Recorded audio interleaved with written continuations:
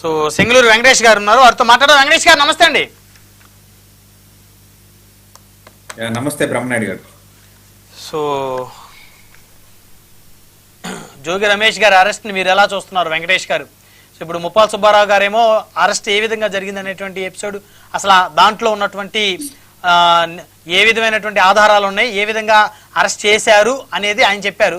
రాంబాబు గారేమో ఇది కేవలం ఒక ప్రభుత్వం ఈ కక్ష సాధింపు చర్యల్లో భాగంగానే అరెస్ట్ చేశారని చెప్పేసి వారు చెప్తున్నారు. మీరేం చెప్తారు సార్? ఖచ్చితంగా ప్రభుత్వం దగ్గర ఎటువంటి ఆధారాలు లేకుండా అరెస్టుల దాకా అయితే వెళ్తారని నేనైతే అనుకోవట్లేదు. బేసిక్ గా ఏంటంటే ఈ సంవత్సరంన్నర నుంచి అక్రమ మద్యం తయారీ అవుతుంది. ఈ తయారీ అయిన అక్రమ మద్యం సక్సెస్ఫుల్ గా వివిధమైనటువంటి షాపులకి పంపిణీ జరిగి ఖచ్చితంగా అమ్మకాలు కూడా జరిగినాయి అనేది ఈ రోజు తేటతెల్లమైపోయినటువంటి పరిస్థితి. సరే, దీని వెనకాల జోగి రమేష్ గారు ఉన్నారా, లేకపోతే కుప్పంలో చిత్తూరులో తయారైన పరిశ్రమకు సంబంధించినటువంటి వ్యక్తులు ఉన్నారా ఎవరనేది ఇంకా బయటికి రానటువంటి విషయం.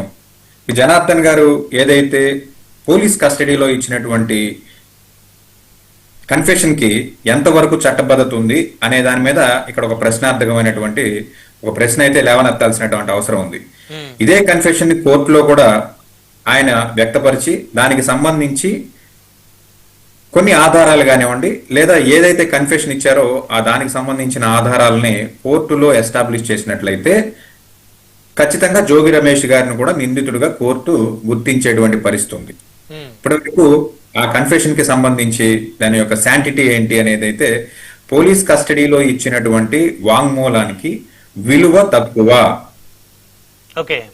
దానికి సంబంధించి ఆ వాంగ్మూలానికి సంబంధించినంత వరకు సబ్స్టాన్షియల్ ఎవిడెన్స్ ఏదైనా తీసుకొచ్చినట్లయితే పోలీసులు ఆ వాంగ్మూలాన్ని బేస్ చేసుకుని రిమైనింగ్ ఎవిడెన్స్లు కలెక్ట్ చేసి ఆ కలెక్ట్ చేసిన ఎవిడెన్స్లకి కూడా కోర్టులో ప్రవేశపెట్టినప్పుడు మాత్రమే జోగి రమేష్ గారిని ఖచ్చితంగా ఈ కేసులో నిందితుడిగా ప్రూవ్ చేయాల్సినటువంటి పరిస్థితి.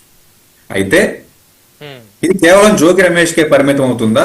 రాయలసీమ నేతలు కానివ్వండి, లేకపోతే రాయలసీమలో జరిగినటువంటి ఈ అక్రమ మద్యం తయారీ జరిగినటువంటి ఎవరైతే జయచంద్రారెడ్డి గారు ప్రధానమైనటువంటి ఆరోపణలు ఎదుర్కొంటా ఉన్నటువంటి తంబలపల్లి నియోజకవర్గానికి చెందినటువంటి తెలుగుదేశం పార్టీ నాయకుడు, ఎమ్మెల్యేగా పోటీ చేసినటువంటి అభ్యర్థి, సో ఆయన ఎందుకు అరెస్ట్ చేయలేదు అని చెప్పేసి కూడా చాలా మంది రకరకాలుగా మాట్లాడిన పరిస్థితి గతంలో. ఎందుకంటే ఇటు నుంచి అటు వెళ్ళలేదు సార్. ఇక్కడ అక్రమ మద్యం కేసు ఇటు నుంచి అటు వెళ్ళలేదు, అటు నుంచి ఇటు వచ్చింది. ముందు అక్కడ పట్టుకున్న తర్వాత ఇక్కడ పట్టుకున్నారు.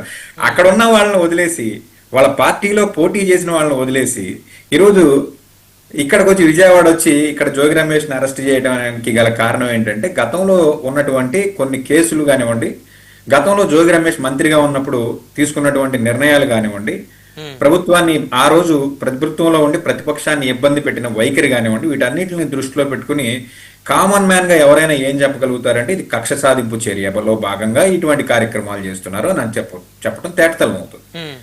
జోగి రమేష్ కొడుకును కూడా అరెస్ట్ చేసినటువంటి పరిస్థితి. మరి ఆ కేసుకు సంబంధించి వాస్తవంగా ఈ రోజు వరకు కోర్టులో స్పష్టమైనటువంటి ఆధారాలు లేవు.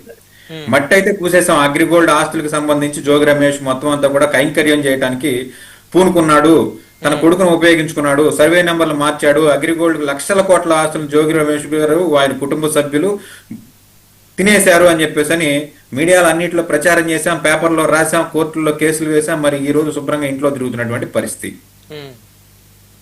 ఈ కేసు కూడా అలాగే అవుతుందా? అయితే ఇందులో బాధితులు ఎవరున్నారు? ఈ బాధితులందరూ కూడా చాలా మిడిల్ క్లాస్ వాళ్ళు, లోయర్ మిడిల్ క్లాస్ వాళ్ళు, ఈ అక్రమ మద్యాన్ని తాగేసి హెల్త్ పాడు చేసుకున్న వాళ్ళు ఉన్నారు. మరి వీళ్ళకి సంబంధించి ప్రభుత్వం ఏమైనా చర్యలు తీసుకుంటుందా? ఇవేమీ లేకుండా కేవలం ప్రతిపక్షంలో ఉన్నటువంటి పార్టీలో ఉన్నటువంటి జోగి రమేష్ ని మాత్రం అరెస్ట్ చేసి చేతులు దులుపుకుంటారా? ఇది ఇక్కడితోనే ఆగిపోయినట్లయితే జోగి రమేష్ గారి అరెస్ట్ అక్రమం అని అంటారు మీరు. సో జయచంద్రారెడ్డి గారి స్టేట్మెంట్ అనేది వ్యాలిడ్ కాదంటారు మీరు? ఖచ్చితంగా అండి. కోర్టులో ఇచ్చిన స్టేట్మెంట్స్ కి, మ్యాజిస్ట్రేట్ ముందు ఇచ్చిన స్టేట్మెంట్స్ కి మాత్రమే చట్టంలో విలువ ఉంటుంది. ఓకే, పోలీస్ కస్టడీలో ఇచ్చేటువంటి స్టేట్మెంట్ కి వాల్యూ ఉండదు అంటారు? ఖచ్చితంగా విలువ ఉండదు. దానికి సంబంధించి సబ్స్టాన్షియల్ ఎవిడెన్స్ ఏదైతే, ఇప్పుడు ఫర్ సపోజ్ నేను ఫలానా చోట వెపన్ వారేశాను అంటే ఆ వెపన్ రికవరీ చేసి పోలీసులు కోర్టులో పెట్టినప్పుడు మాత్రమే దానికి సంబంధించి విలువ వస్తుంది తప్ప నేను ఎక్కడో పడేశానంటే వెపన్ దొరకకపోతే ఉపయోగం లేదు.